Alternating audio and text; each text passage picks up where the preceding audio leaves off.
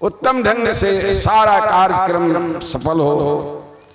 गुरु महाराज से मैं प्रार्थना करता हूं निर्विघ्नता पूर्वक सारा कार्यक्रम हो, सफल हो। और यह अधिवेशन कराने का उद्देश्य क्या है, क्यों आप इतना खर्च कर रहे हैं? सारे के सारे लोग लगे हुए हैं इसलिए कि सारे के सारे मानव आध्यात्म ज्ञान से ओतप्रोत हो जाए। भौतिक ज्ञान से आप देख रहे हैं कि भौतिकता के उन्माद में अनाप शराब कर्म हो रहा है। जो नहीं करना चाहिए वो कर रहे हैं। क्यों? आध्यात्मिकता के अभाव में।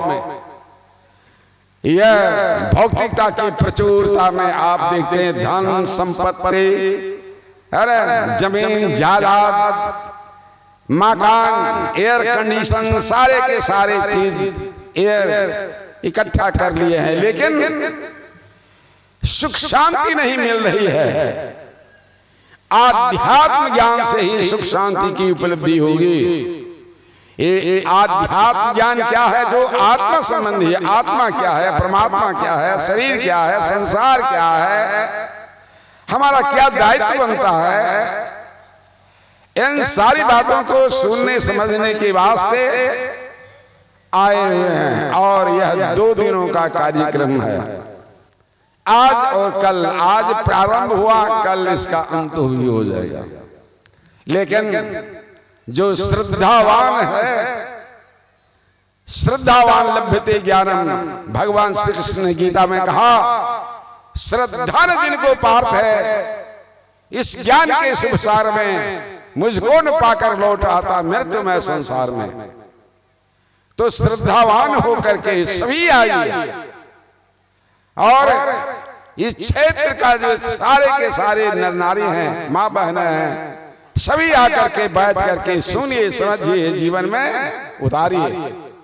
आपका जीवन साधारण जीवन नहीं रहेगा, जीवन महान बन जाएगा। इस वास्ते ये सत्संग का आयोजन किया गया है, इतना खर्च किया गया है। अभी अभी पाठ में सुना गया, वेद की ऋचाओं का पाठ किया गया, वेदवाणी में सुना गया। ओ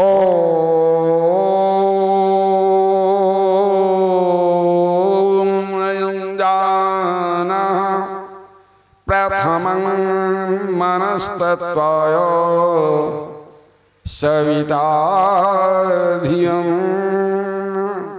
अग्निर्ज्योतिर्नित्याय पृथिव्या अध्याभरत। सारांश, वेद भगवान उपदेश करते हैं कि हे मनुष्यों, हे क्या है? व्याकरण से संबोधन चिन्ह, संबोधित करते हैं किनको? मनुष्यों को।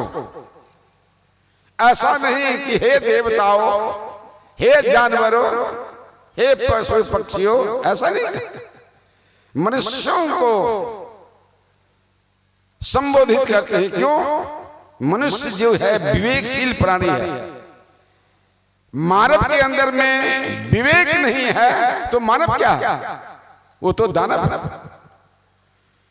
इसलिए कहा हे मनुष्यों, मनुष्यों को कहा कि विवेक को जागृत करने के वास्ते, हे मनुष्यों, जगत प्रसव करता, संसार को उत्पन्न करने वाले,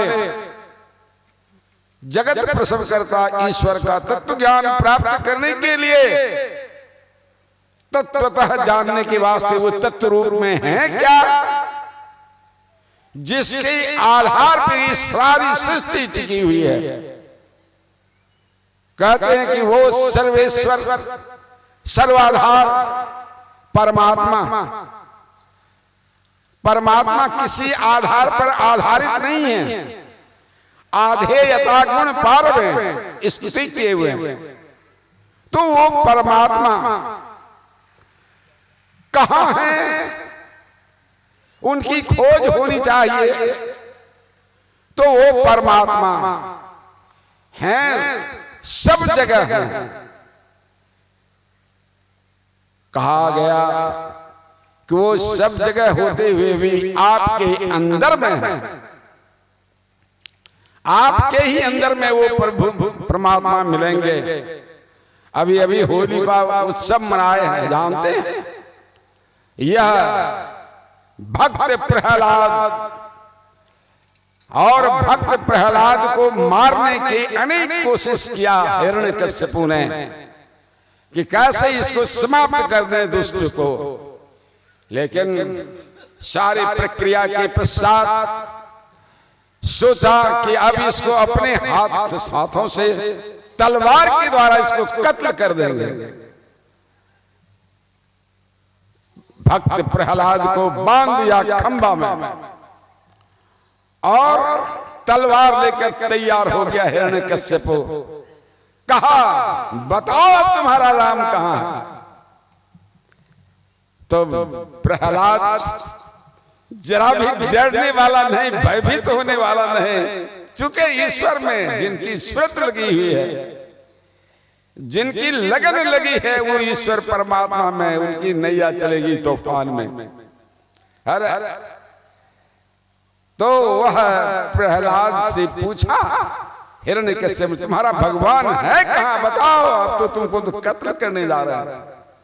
तो बड़े दृढ़ता पूर्वक भक्त प्रहलाद ने कहा, हम में, पहले अपने में, उसके बाद कहा तुम में, और खड्ग, ये तलवार लेकर के तू जो मारने के लिए तैयार हो, एक खड्ग और खम्भ में, सब में व्यापक रहा।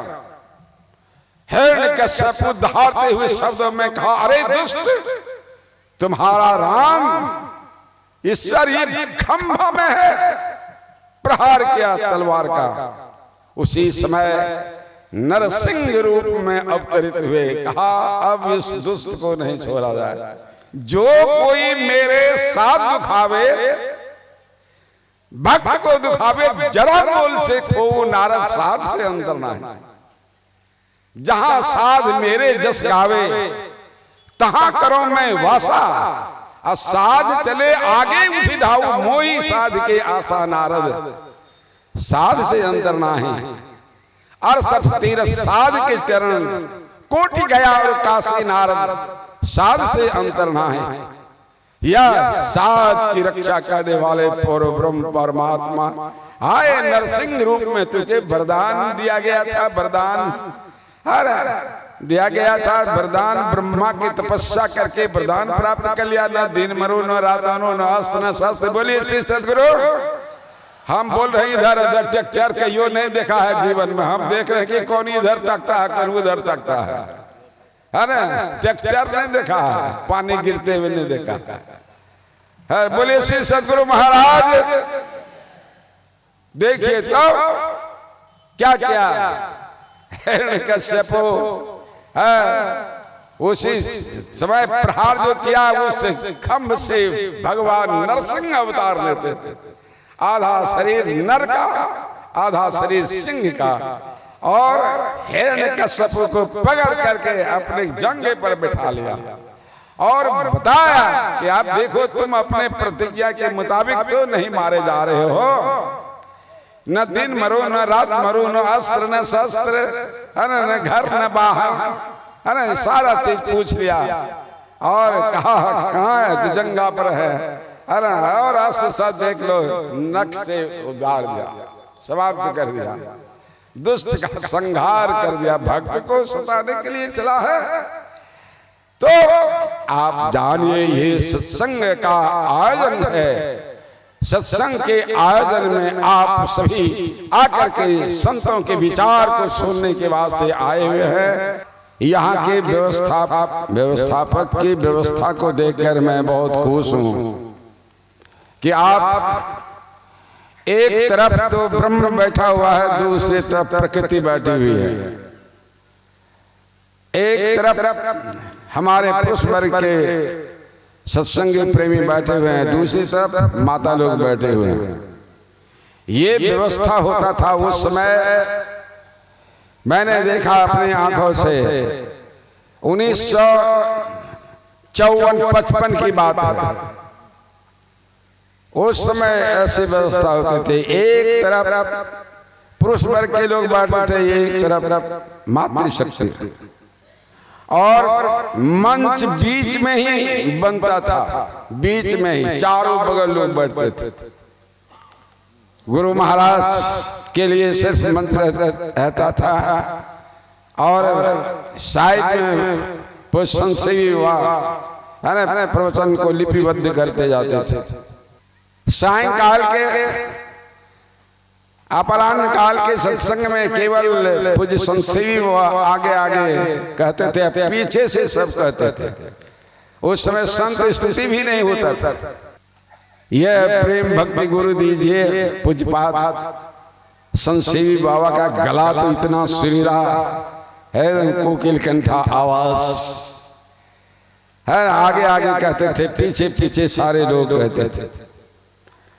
और पंडाल ये कपड़ा उकड़ा कहाँ, केवल खड़ी का, संठी का, करची का, यही ऊपर में छज्जा बनता था और चारों तरफ गेट रहता था, पूरा पश्चिम उत्तर दक्षिण।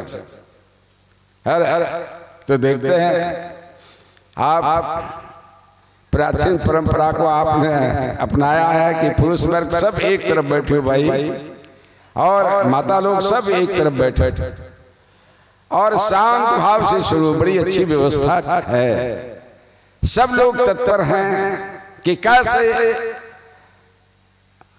उत्तम ढंग से सारा कार्यक्रम सफल हो।